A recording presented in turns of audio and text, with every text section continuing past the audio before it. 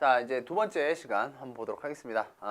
경제활동의 주체와 객체 한번 보고요. 그 다음에 지금 이 시간은 어떤 경제에 있어서 어떤 아주 기본적인 베이스가 될 수 있는 어떤 개념들을 한번 훑어보는 개념 정의를 하는 시간이라고 보시면 됩니다. 그러니까 여기 이쪽 파트에 대한 개념 정의가 명확해야 이제 문제를 풀 때 좀 혼선을 좀 피할 수 있어요. 자, 한번 개념 정의할 때 정확하게 하셔야 됩니다. 자, 그래서 먼저 경제활동의 주체랑 객체를 좀 볼게요. 사실 뭐 객체는 뭐 별게 없습니다. 객체는 그냥 재화랑 서비스예요. 그래서 객체부터 좀 볼까요? 자, 객체라고 하는 건 우리 전 시간에 했었던 겁니다. 재화가 있죠? 손으로 만질 수 있는 재화죠. 그러니까 자유재와 경제재는 전에 했었어요. 그죠? 자, 자유재라고 하는 건 희소성이 없어서 거래가 되지 않는 것. 경제재는 희소성이 있어서 거래가 되는 것. 서비스는 뭐냐면 무형의 가치. 그러니까 분명히 경제적 가치는 있어요. 근데 뭐가 없어? 눈으로 볼 수 없고 손으로 만질 수가 없는 이런 거지. 그지? 그래서 여러분들이 병원 가서 이제 의사의 진료를 받잖아요. 그죠? 자, 그렇게 됐을 때 우리가 의사를 사는 게 아니지 않습니까? 병원을 사는 게 아니죠. 의사의 치료 행위에 우리가 대가를 지불하는 거죠. 그렇죠? 자, 그래서 이제 그런 것들을 객체라고 합니다. 자, 이제 그러면 주체를 좀 볼 텐데, 자, 이제 세 가지가 있어요. 딱 세 가지밖에 없습니다. 자, 그래서 가계, 기업, 정부 딱 세 가지가 있습니다. 자, 사실 정부라고 하는 거는 뭐 나중에 자세히 한번 볼 거예요. 자, 가계부터 보면 가계. 자, 보통 가계 이렇게 쓰면 큰일 납니다. 안 돼요. 자, 이 가계예요. 자, 가계를 보면 우리가 보통 가족 그 어떤 가구를 말해요. 한 가구나 어떤 뭐 가족 단위도 상관없고 가구랑 가족은 좀 다른 거라서. 자, 아무튼 간에 우리가 이제 보통 어떤 우리가 살고 있는 개별 가구들을 말합니다. 가계란. 그래서 가계가 하는 일은 뭐냐면 일단 소비를 하고 저축을 합니다. 남는 걸 저축을 하죠. 그죠? 자, 그러면 잘 생각해 봐봐. 소비랑 저축의 주체라 그랬는데 소비랑 저축은 어느 범위에서 이루어져요? 소득의 범위 내에서 이루어지죠. 소득의 범위 내에서 너무 당연한 얘기야. 너무너무 당연한 얘기야. 그렇죠? 벌어들이는 거 안에서 내가 200만 원 버는데 300만 원 소비할 수가 없잖아. 그죠? 자, 그리고 저축을 합니다. 남아야 저축을 해요. 근데 남아야 저축을 하는 겁니다. 그러니까 그래서 가계의 소비 지출이라고 하는데 가계의 소비 지출이 늘어날 수도 있고 줄어들 수도 있어요. 그렇죠? 그러니까 가계의 소비 지출이 늘어나고 줄어드는 것은 소득에 따른 영향을 받고요. 일단 1차적으로. 그 다음에 소득이 그냥 소득이 아니라 나중에 할 텐데 실질 소득이라는 게 있어요. 실질 소득이란 건 뭐냐면 여기에 물가 수준이 반영이 됐을 때야. 그러니까 물가가 반영된 실질 소득을 근거로 해서 소비 지출을 늘릴 수도 있고 줄일 수도 있습니다. 이해할 수 있습니까? 자, 그러면 이제 이게 가계인데, 자, 중요한 게 이거야. 오늘 파트에서 중요한 게 뭐냐면 생산 요소예요. 생산 요소. 이거는 경제학에서 이제 딱 사람이 돈을 벌 수 있는 방법을 이제 볼 건데, 사람이 돈을 벌 수 있는 방법은 딱 세 가지밖에 없어요. 진짜로 딱 세 개밖에 없어. 하나가 뭐냐면 토지를 제공할 때야. 토지가 뭐냐면 자연 자본을 말합니다. 자연 상태의 자본들. 그러니까 내가 뭐 예를 들어서 뭐가 있을까?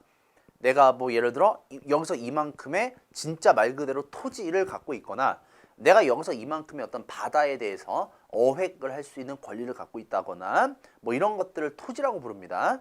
그래서 토지와 같은 거는 만약에 내가 여기서 어디만큼의 땅을 부모로부터 물려받았다, 조상으로부터 물려받았다 라고 했을 때 나는 솔직히 일을 하지 않을 수 있어요. 내가 이 토지를 남에게 빌려주고 달달이 임대료를 받을 수 있습니다.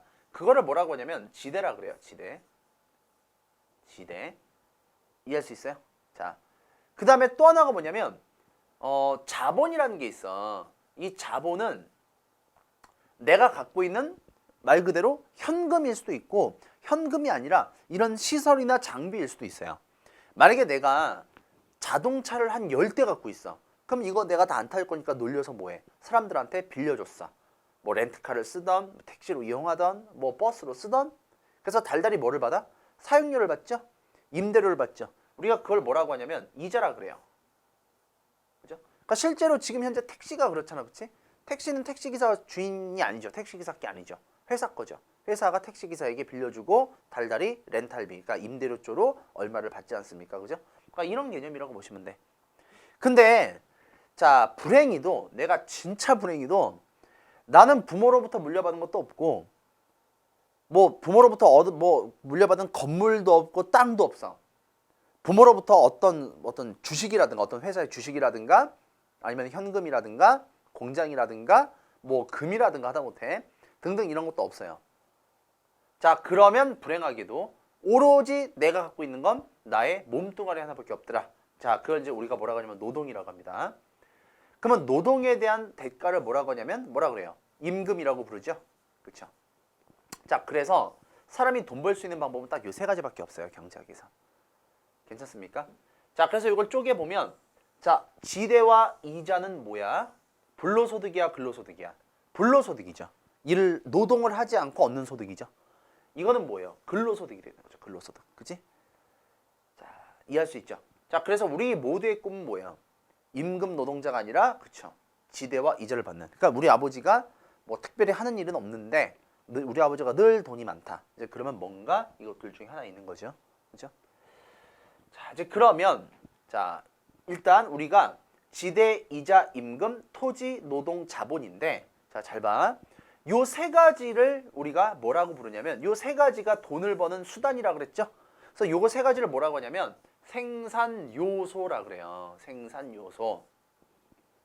그다음에 이 생산 요소로 발생하는 이 소득을 뭐라고 하냐면 요소 소득이라고 부릅니다. 됐습니까? 자, 생산 요소, 요소 소득. 자, 요거 꼭 좀 기억하시고. 자, 그러면 자, 요거의 흐름을 잘 보셔야 되는데 자, 흐름을 잘 한번 봐야 돼. 자, 이 생산 요소를 공급하는 건 가게래요. 자, 무슨 말이냐면 이 가게에서 생산 요소가 나온다란 얘기야. 자, 예를 들어서 방금 얘기했잖아. 방금 얘기했어. 우리 아버지가 건물 갖고 있어. 건물 갖고 있어서 우리 아버지가 그 건물에서 뭐 뒹굴르고 놀 건 아니잖아. 이 건물을 가지고 누군가한테 임대를 해주잖아요. 그죠? 그러면 거기 입주한 기업이나 뭔가 장사하는 사람이든 누가 됐든지 간에 기업이 우리 쪽에 임대료를 주지 않습니까? 맞죠? 아니면 내가 무슨 기계를 갖고 있거나 돈이 있어. 내가 이걸 다른 기업에 투자한단 말이야. 그러면 이자 수입이 계속 들어오죠. 그렇죠? 그러니까 이런 경우. 아니면 내가 어디 가서 취직해서 일한다. 그렇죠? 그러니까 가게에서 토지 노동 자본, 이 생산 요소가 기업에게 들어가는 거야. 근데 그냥 들어가지 않아요. 그냥 들어가지 않고 항상 거래는 시장을 통해서 들어가는 거야. 철칙이야. 그치? 그러니까 토지 노동 자본이랑 생산 요소, 이 말은 똑같은 얘기야. 그쵸? 똑같은 얘기예요. 그냥 들어가지 않고 어디를 거쳐 들어간다? 당연히 시장을 통해 들어가는 거죠. 어디에게? 기업에게 들어가는 거죠. 그쵸? 됐습니까? 너무 당연한 얘기야. 너무 쉬운 얘기. 그러면 기업은 생산 요소, 토지 노동 자본을 바탕으로 해서 자, 재화랑 서비스를 생산합니다. 됐나요? 만약에 내가 치킨집을 하겠다. 요즘 이제 제일 흔한 게 치킨집인데 내가 치킨집 하려면 뭐가 있어야 돼? 장소가 있어야 되지. 플레이스가 있어야 되지. 토지가 필요하죠? 그 다음에 뭐가 있어야 돼? 닭을 익힐 수 있는 기름통이 있어야 되잖아. 기름도 있어야 되잖아. 포크도 있어야 되고 테이블도 있어야 되잖아. 그런 걸 또 자본이라고 하죠. 그 다음에 이거를 맛있게 튀겨줄 수 있는 주방장이 있어야 된단 말이야. 그렇지? 서빙하는 아르바이트생이 필요하죠. 그게 뭐야? 노동이 되는 거지. 이게 들어가서 자, 거래가 됩니다. 역시나 재화랑 서비스도 그냥 거래되는 게 아니라 어디를 통해서 거래돼? 시장을 통해서 거래가 돼요. 그러면 이게 가게에 흘러 들어가게 됩니다. 됐습니까? 괜찮아? 자, 그러면 자, 이게 생산 요소가 이렇게 흘러가는 거예요. 생산 요소가 이렇게 흘러가. 그지? 그러면 자, 이제 돈의 흐름을 좀 보죠. 돈의 흐름. 자, 돈의 흐름을 한번 보면 자, 일단 이번엔 반대로 갑니다. 가게가 생산 요소를 제공했죠. 그러면 기업은 그냥 쓰는 게 아니지. 임금, 지대, 이윤. 이거 아까 뭐였었어? 요소소득이었죠. 이게 요소소득이죠. 그래, 이게 요소소득이야. 똑같은 거예요. 이렇게. 그치? 그러니까 이렇게 들어가는 거야. 현금으로 들어가네요. 이거는 빨간색은. 그죠? 현금으로 들어가는 거죠? 가계로 들어가죠? 그러면 이 소득을 바탕으로, 즉 이 현금 소득을 바탕으로 우리는 기업이 만든 재화랑 서비스를 씁니다. 소비하고 씁니다. 그러면 시장을 통해서 이 현금 수입이 기업으로 들어가죠. 그러면 또 기업은 이 확보한 현금을 가지고 가게에 요소소득을 지급하고 이 요소소득을 바탕으로 또 가게는 시장에서 물건을 사서 씁니다. 이런 식으로 계속 국민경제가 순환하는 거예요. 계속. 자, 이해할 수 있어? 자, 그래서 기업은 생산 요소의 공급이 아니라 생산물. 이 생산물이 뭐야? 재화랑 서비스지? 재화랑 서비스를 공급한다라고 하죠. 자, 그래서 여러분들은 뭐를 보셔야 되냐면 현금의 흐름을 보셔야 돼. 현금의 흐름. 너무 쉬운 얘기예요. 자, 현금의 흐름을 잘 보시고 다시 한번 정리를 해준다잉. 자, 보면 보시면 자, 한번 볼게요. 자, 지금 다시 가게가 생산 요소를 제공한다고 그랬죠? 생산 요소, 토지, 노동, 자본. 그러면 기업은 이걸 바탕으로 해서 재화랑 서비스를 만들어 팔고, 그렇죠? 이게 가게로 흘러 들어갑니다. 맞죠? 자, 이제 그러면 기업은 생산 요소의 대가인 임금 지대 이윤, 즉 요소 소득을 가게에 제공하면 이게 가게의 소득이 되죠. 그럼 이 소득을 바탕으로 시장에서 물건을 사서 쓰고 이게 기업에게 다시 들어가서 이런 식으로 순환하더라라는 거. 요거. 자, 그래서 이렇게 정리를 하시면 되겠습니다. 자, 물론 처음엔 좀 헷갈릴 수도 있어요. 처음엔 헷갈릴 수 있는데, 자, 그래서 요거는 여러분들이 문제를 좀 풀어보면서 머릿속에 개념을 넣으셔야 될 것 같아.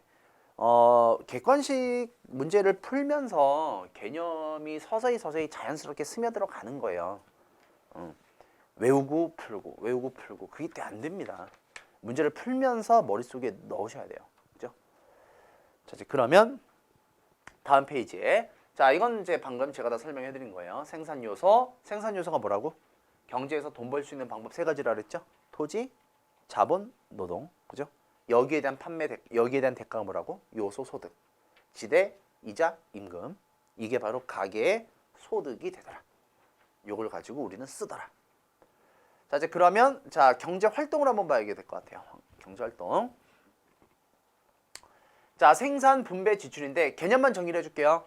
자, 생산이라고 하는 건 경제에서 생산이란 물건을 그냥 만드는 걸 생산이라고 하지 않습니다. 근데 그거는 물리학적인 의미의 생산이고요. 경제에서 생산이라고 하려면 부가가치가 만들어져야 돼. 만약에 설재훈 씨가 집에서 담뱃잎을 재배해서 이걸 이쁘게 말려서 이쁘게 빻아서 이쁘게 말아서 지 혼자 폈다. 이러면 생산이 맞나요? 아니죠. 이거는 자급자족이지. 그치? 이건 자급자족이잖아. 내가 경제에서 생산이라고 하려면 내가 만든 물건을 가지고 부가가치를 만들어야 돼. 그러니까 내가 어디다 가서 팔아야 돼요. 내가 5,000원 주고 내가 원가를 들여서 예를 들어 뭐 우리 원장님한테 10,000원에 팔아야 돼. 그럼 5,000원에 부가가치가 만들어졌지? 그치? 그러니까 요게 나의 뭐가 되는 거예요? 부가가치 생산이 됩니다. 그러면 이 모든 우리나라 안에 있는 모든 이런 부가가치의 합산을 뭐라 그래? GDP라 그러죠. GDP. 그래서 아까 자세히 보면 이런 게 있었어. 아까 요소소득 이거 있었지? 자, 잘 봐봐. 아까 이거 있었죠. 사람들이 가게에서 토지, 노동, 자본을 제공해서 얻는 소득 있지? 이 모든 거의 합산이 그래서 GDP가 되는 거야. 그치? 자, 국내 총생산이 되는 거죠. 그래서 국내 총생산. 자, 이게 생산입니다. 자, 그러면 이제 분배가 뭐냐면요. 자, 분배는 말 그대로 나누는 게 분배예요. 자, 물건을 생산해서 이윤을 얻죠. 그럼 이걸 가지고 혼자 나누면 혼자 가져가지 않죠. 그렇죠? 이거를 나와 같이 생산에 참여한 직원이 됐던 아니면 다른 뭐 기업, 파트너 기업이 됐던 이걸 나누지 않습니까? 자, 이거를 분배라고 합니다. 분배. 자, 그래서 생산은 효율적으로 해야 돼요. 왜 효율적이야? 가능한 한 최소한의 비용을 들여서 많은 부가가치를 창출해야 돼. 그치? 자, 근데 분배는 공정하게 해야 돼. 그치? 쉽게 말해서 평등하게 해야 돼요. 그러니까 물론 여기서 말하는 평등은 결과의 평등이 아닙니다. 자, 이해할 수 있어? 최소한의 적은 비용을 들여서 많이 만들어야 되고 또 이 부가가치를 나눌 때는 공정하게 나눠야 돼. 그러니까 각 경제 활동에 필요한 덕목이 다른 거죠. 자, 지출은 뭐 여러분들 쉽죠? 자, 우리가 쓰는 걸 지출이라고 합니다. 근데 지출은요, 소비가 있고 저축이 있어요. 저축도 지출이에요. 내 주머니에서 나갔으니까 이것도 지출입니다. 자, 소비 지출이냐 저축이냐 나뉠 뿐이야. 이건 이제 나중에 한번 볼게. 됐나요? 자, 그래서요. 4번 보시면 국민소득 3면 등가의 법칙. 이게 뭐냐면 물리학에서 우리가 질량보존의 법칙이라고 하는 거죠. 똑같아요. 만약에 우리가 부가가치가 1,000만 원이 만들어졌어. 그럼 1,000만 원의 부가가치를 나누죠. 각자. 그러면 1,000만 원이 쪼개졌지? 그럼 얘네가 이걸 쓰지. 그럼 1,000만 원이 소비가 되는 거죠. 그러니까 당연히 1,000만 원만큼 먹었으면 1,000만 원만큼 토해내는 거잖아. 그치? 그러니까 원리적으로 그렇다는 거야. 원리적으로. 그러니까 늘 그렇진 않아. 왜? 생산량을 골고루 나누지도 못할 뿐더러 분배된 재화를 100% 소비하는 것도 아니지. 우리는 저축을 하니까. 그치? 그러니까 실제로는 그렇지 않지만 원리 원칙적으로 개념적으로는 생산 분배 지출은 결국 같을 수밖에 없다라고 하는 게 국민소득 3면 등가의 법칙입니다. 아시겠죠? 자, 그래서 경제 문제에 세 가지가 있는데, 자, 와세 문제, 그 다음에 하우의 문제, 포훔의 문제가 있습니다. 와세 문제는 무엇을 생산할까의 문제예요. 자, 말 그대로 생산물의 종류나 양을 결정하는 문제입니다. 자, 올해 예를 들어서 우리 집에 메뉴가 김밥이랑 튀김이 있는데, 자, 올해는 김밥이 인기가 별로 없었단 말이야. 그러면 내년에는 우리가 튀김에 주력해볼까? 라고 하는 게 와세 문제고요. 하우의 문제는 뭐냐면 말 그대로 생산 방식의 문제입니다. 예를 들어서 뭐 튀김을 만들 건데 어떻게 만들지? 사람을 불러다가 기름에 튀길까? 그냥 기계를 쓸까? 뭐 이런 것들. 포훔의 문제는 뭐냐면 누구에게 분배할 것인가 라고 돼 있죠. 무슨 얘기냐면 정확히 말하자면 누구와 어떻게 분배할 것인가의 문제, 이렇게 보시면 됩니다. 자, 다시 말해서 우리가 이익을 봤으면 이거를 저 사람과 5대5로 나눌 것인가, 7대3으로 나눌 것인가. 자, 이 문제가 포훔의 문제구나 라고 생각하시면 될 것 같아요. 자, 됐습니까? 자, 이제 그래서 자, 이제 요 문제를 한번 볼 텐데,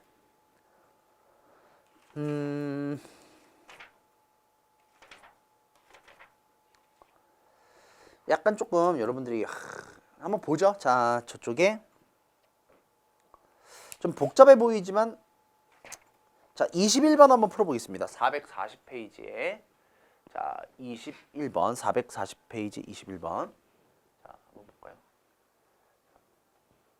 440페이지. 아이고. 자.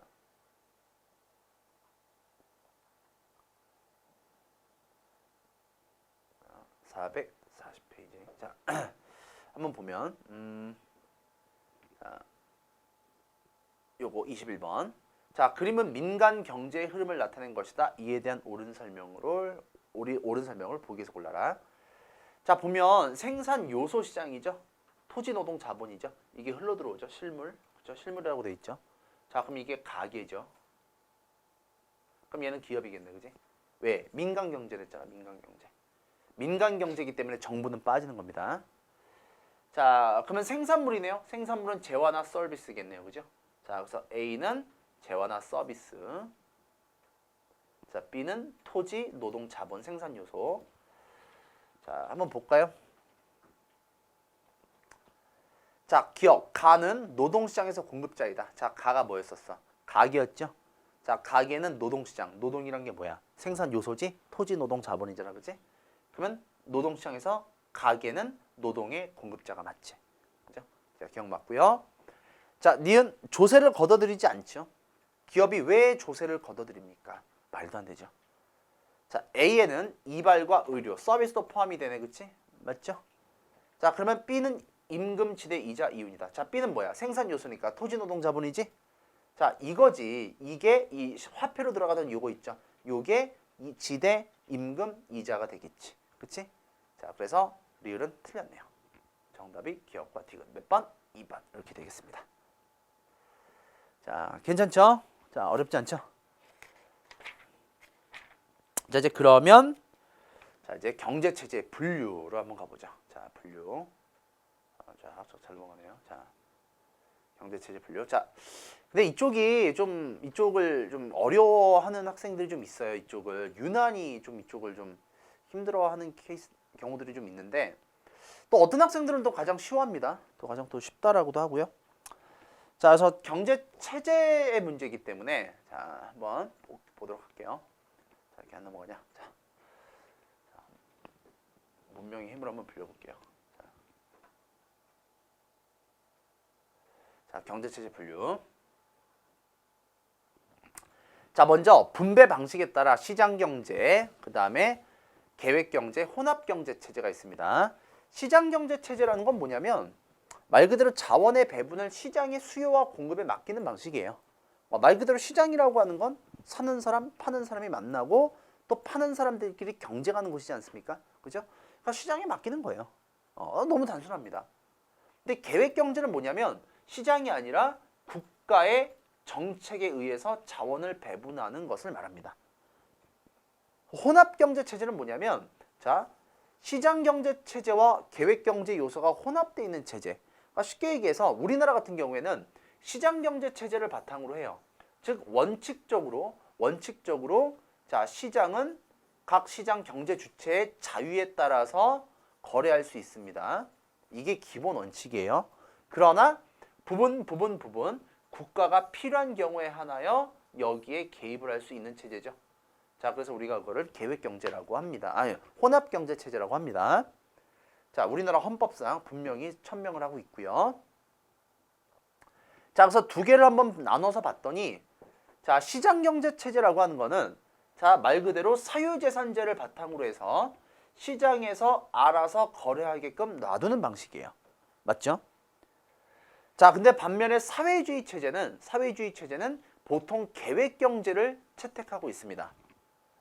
자, 사유재산제를 거의 인정하지 않아요. 자, 아예 부정하진 않아. 그냥 사유재산 뭐의 사유화를 반대하는 거냐면 토지와 자본에 대한 즉 생산 요소에 대한 사유화를 인정하지 않는 거예요. 자, 그리고 분배 역시 국가가 자, 주도해서 공동생산, 공동분배 체계로 가게 됩니다. 즉 효율성을 지향하는 것이냐, 형평성을 지향하는 것이냐. 자, 이거에 따라 달라지죠. 자, 이해할 수 있나요? 자, 그런데 이럴 수는 있어. 자, 이거 시장경제체제라고 하지 말고 자본주의라고 해도 괜찮아. 자, 그러니까 사회주의 체제와 자본주의 체제가 있을 때 그러니까 이런 거예요. 자본주의 체제를 바탕으로 하지만 계획경제를 할 수도 있어. 아주 좀 힘들고 어렵겠지만 가능은 해. 이론적으로 가능해요. 반대로 그러니까 중국 같은 케이스라고 생각하시면 돼.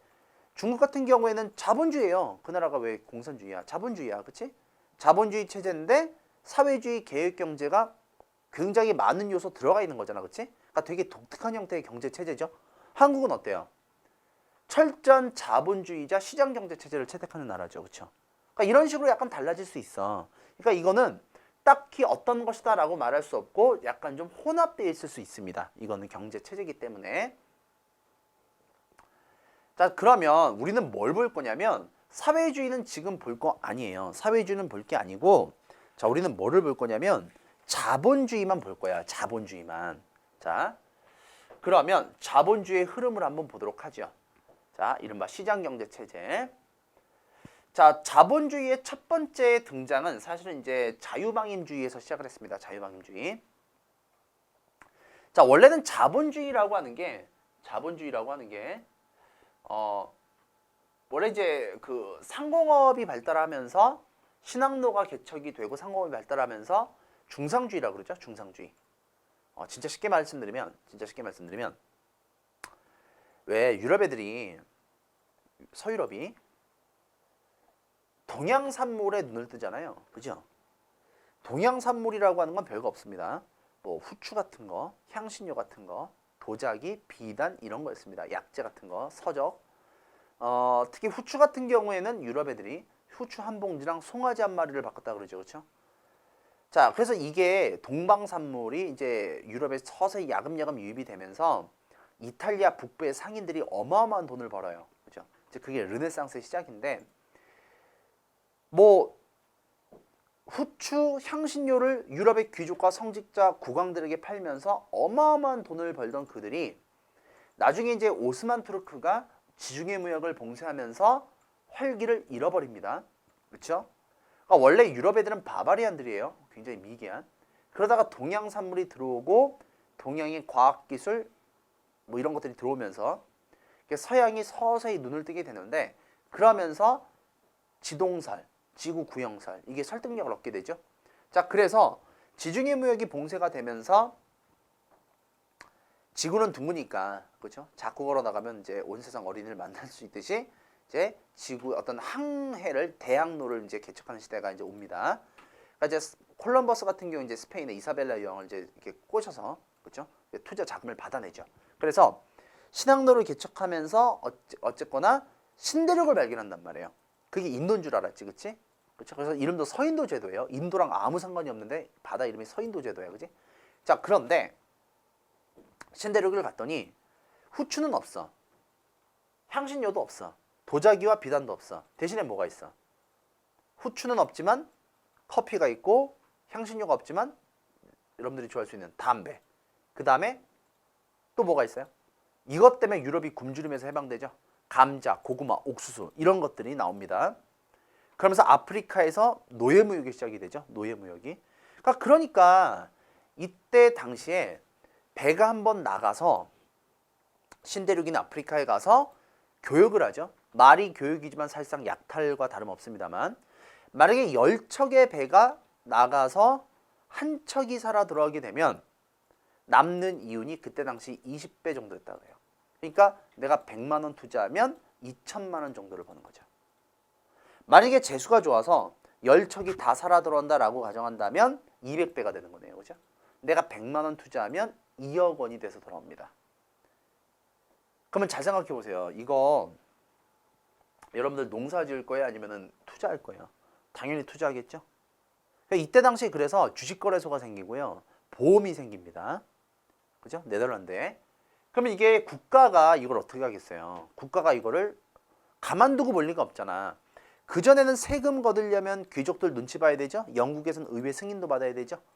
농민들을 반란 일으키죠, 프랑스에서. 그렇죠? 그러니까 세금 거두려면 농민들한테 세금 거두려면 이래저래 눈치를 많이 봤는데 아니 이만한 게 어딨어. 그렇지?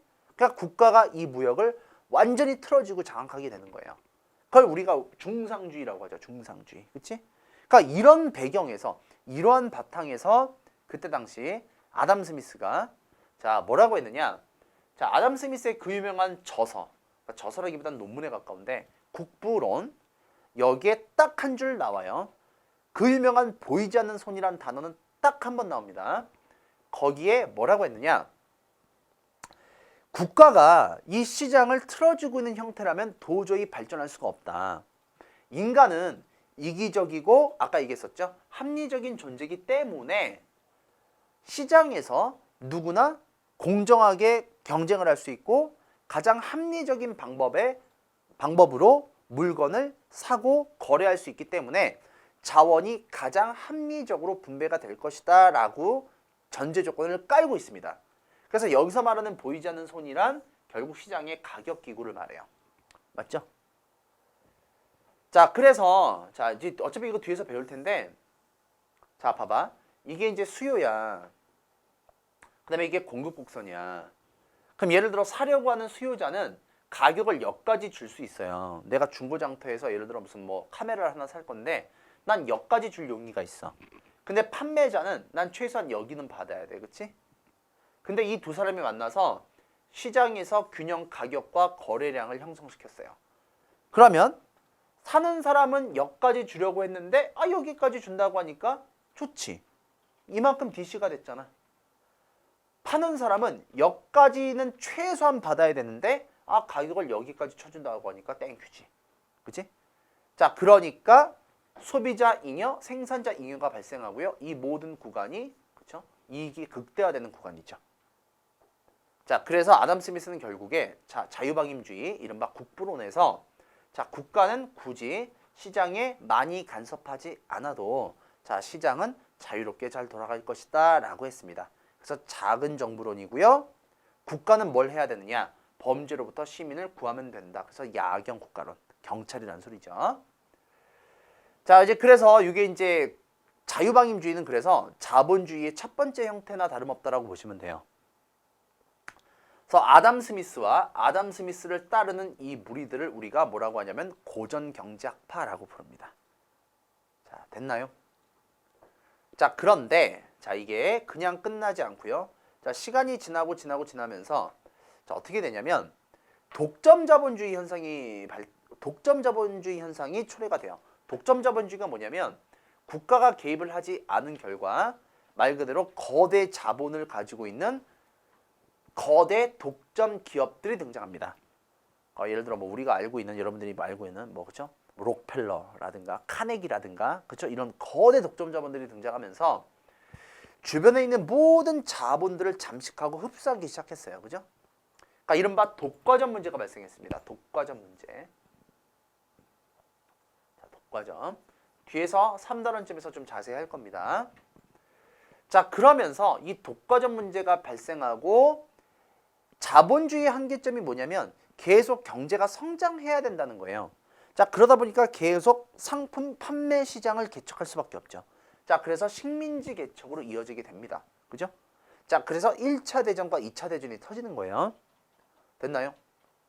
자, 이제 그러다가 자, 1929년에 그 유명한 자, 미국에서 미국발 자, 경제 대공황이 터집니다. 자, 경제 대공황. 자, 경제 대공황이란 자, 무엇이냐? 자, 여기 이제 독점 자본주의인데. 자, 독점 자본주의예요.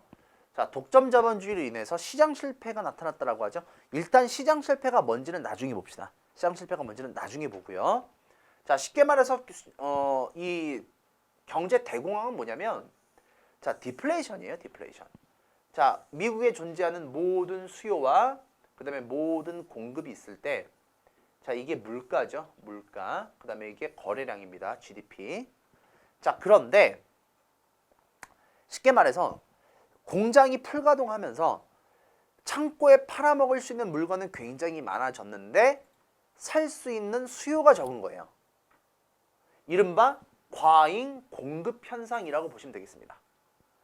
자, 그러다 보니까 어떻게 됐느냐? 전체적으로 물가는 떨어졌죠? 물가 떨어졌으니까 좋은 거 아닙니까? 아니죠. 자, 물가가 떨어진 만큼 어떻게 된 거예요? 물가가 떨어진 만큼 수요가 줄어들잖아. 그치? 그러니까 기업 입장에서는 엄청난 손해를 보는 거죠.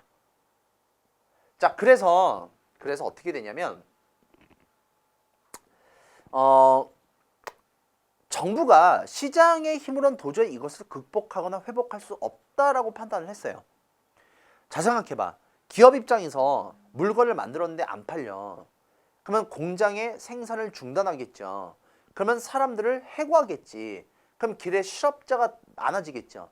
그럼 실업자라는 게 무슨 얘기야? 소득이 없지. 소득이 없으니까 소비를 할 수가 없잖아. 소비할 수 없으니까 이런 경제 불황은 계속 악순환을 하는 겁니다. 이해할 수 있나요? 그럼 이걸 해결하려면 어떻게 해야 돼? 이걸 해결하는 가장 좋은 방법이 뭐예요? 좋은 방법은 뭐야? 수요를 늘려주면 되잖아, 이렇게. 그러면 다시 원래 물가를 회복할 수 있잖아, 그치? 그러니까 이 수요를 회복해 주는 게 그게 이른바 뉴딜 정책이에요. 그래서 그 뉴딜 정책의 핵심이란 무엇이냐? 뉴딜 정책의 핵심은 뭘 어떻게 하는 거? 정부가 나서서 자, 수요를 늘려주는 겁니다. 정부의 재정 정책과 개입을 통해서 자, 시장의 수요를 회복시켜 주겠다라는 거 하는 거죠. 자, 그래서 뭐가 나오냐면 자, 케인즈. 자, 하버드 출신의 경제학자 케인즈가 등장을 합니다. 자, 옥스퍼드군요. 자, 어쨌거나 이제 이 사람이 케인즈인데 이른바 케인즈주의라고도 하고 개입주의라고도 합니다. 자, 개입주의는 뭐냐면 정부가 시장의 개입을 통해서 즉 시장의 불균형은 정부의 개입으로만 해결할 수밖에 없다라고 하는 이론이에요. 신경제 이론이죠. 자, 그래서 새로운 경제체제 이른바 수정자본주의가 등장을 하게 됩니다. 됐습니까? 자, 그래서 자유방임주의는 자, 국가가 개입을 가급적 자제하는 것이 좋다. 자, 반면에 수정자본주의는 무엇이다? 국가가 필요한 경우에 한하여 시장의 불균형을 자, 조절하는 것이 바람직하다라는 자, 경제 정책의 차이가 되겠죠. 자, 이제 그러다가 자, 이제 마무리를 하면서 자, 이른바 오늘날의 신자유주의가 등장합니다. 물론 오늘날의 그 신자유주의가 지지를 받고 있지는 않는 것 같아요. 자, 한번 보면 자, 70년대, 80년대 정치적인 문제로 인해서 오일 쇼크가 터지죠. 석유 파동. 그래서 스태그플레이션이 발생합니다. 스태그플레이션이란 뭐냐면 자, 이걸 하려면 인플레이션, 디플레이션을 다 아는 게 좋은데 자, 수요, 공급이 있으면 자, 물가, 거래량이에요. 물가와 거래량. 됐죠? 자, 근데 디플레이션은 뭐냐면 공급이 증가하거나 수요가 감소하는 경향이에요. 불경기입니다. 디플레이션. 반면에 인플레이션은 수요가 급증하거나 공급이 감소해서 물가가 상승하는 거예요. 그렇죠? 만약에 물가가 상승하니까 사는 소비 입장에선 좋지 않지만 그래서 경기가 활발하게 잘 돌아간다는 소리야. 경기가 양쪽으로 팽창하고 있다는 얘기입니다. 반면에 디플레이션은 물가가 떨어져요. 얼핏 좋아 보이지만 그만큼 경기가 안 좋다는 얘기야. 그러니까 각각의 장단이 있죠. 자, 근데 스태그플레이션은 뭐냐면 스태그플레이션이란 무엇이냐? 자, 보시면 석유 파동이죠. 자, 전체적으로 공급이 감소하는 케이스입니다. 이렇게. 그러니까 어떻게 되냐면 자, 이렇게 바뀌었지? 이렇게 바뀌었죠. 자, 물가는 상승하고 그다음에 거래량은 감소하는. 즉 거래량 감소니까 불경기죠. 그다음에 물가 상승이죠. 그렇죠? 그러니까 안 좋은 게 다 겹친 거예요. 안 좋은 게 다 겹친 겁니다. 이 스태그플레이션이에요. 자, 뒤에 가서 자세히 보겠지만 국가의 어떤 정책도 먹히지가 않습니다. 자, 이제 그래서 등장한 게 이른바 신자유주의입니다. 영국의 수상이 대처 수상이죠. 그래서 대처리즘이고 미국의 대통령 이름이 레이건이죠. 그래서 레이거노믹스예요. 자, 그래서 기본 방향이 뭐냐면 자, 이러한 스태그플레이션은 국가의 과도한 개입과 세금 징수, 국가의 과도한 복지 정책의 원인이 있다라고 진단을 했고요. 자, 그래서 공기업의 민영화. 무슨 뜻이야? 정부가 운영하는 공기업을 민간에게 개방하라. 그 다음에 공무원과 정부의 조직을 줄이고 특히 기업에 대한 시장에 대한 규제를 완화시키며 다시 복지 예산을 줄여야 된다라고 하는 거죠. 즉 다시 어디로 돌아가자는 거예요? 자유방임주의 방향으로 가자는 겁니다. 이게 바로 신자유주의가 되겠습니다. 아주 자세한 내용은 자 뒤에서 할 겁니다. 자, 그래서 머릿속에 뭘 넣어주시냐면 자, 우리는 지금 자본주의 흐름만 봤어요. 사회주의가 아니야. 자유방임주의에서 출발해서 수정자본주의, 신자유주의. 국가의 개입을 줄인다, 늘린다, 다시 줄인다. 이 원칙으로 왔다는 거. 그렇죠? 자, 요거를 머릿속에 좀 넣어주시면 될 것 같아요. 자, 이제 그러면 뭐 인플레이션, 디플레이션 뭐 이런 것들은 어차피 좀 할 거니까 그때 가서 조금 좀 자세히 보기로 하죠. 그러면 경제활동의 주체 문제 한번 볼까요? 자, 그거 한번 풀고 마무리하겠습니다. 444쪽에 28번 한번 볼게요. 자, 448쪽에 28번. 자,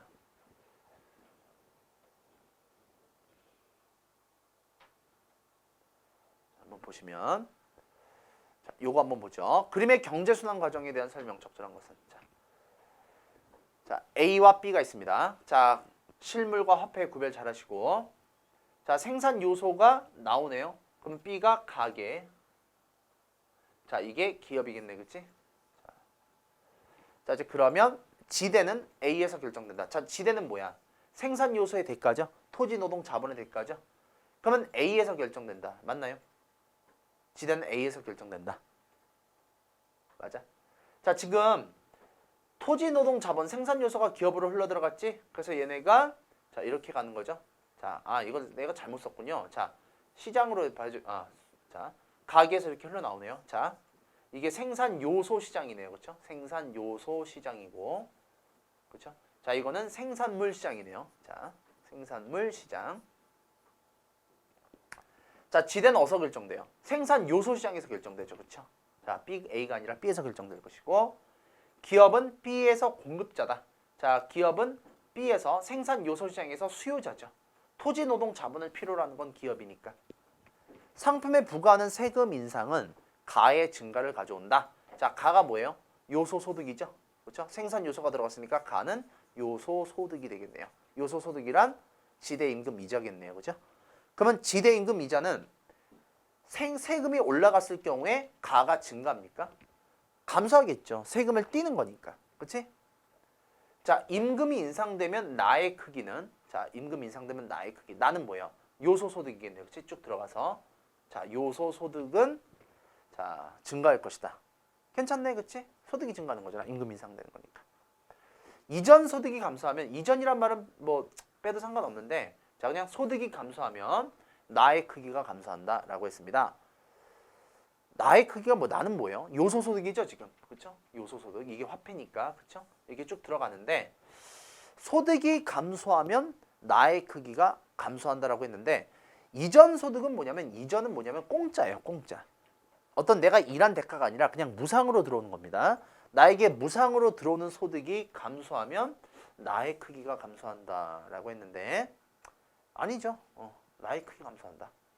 요소 소득이 새삼스럽게 감소한다. 자, 이렇게 볼 수는 없지 않나. 자, 이해됐습니까? 근데 이거는 아직 뭐 배우질 않아서.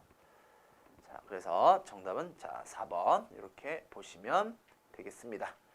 자, 오늘은 그래서 이렇게 해서 첫 번째 마무리 좀 하고요. 자, 다음 시간에 2단원 파트에서 찾아뵙도록 하겠습니다. 자, 기출문제 한번 열심히 풀어보시고 다음 시간에 2단원에서 뵐게요.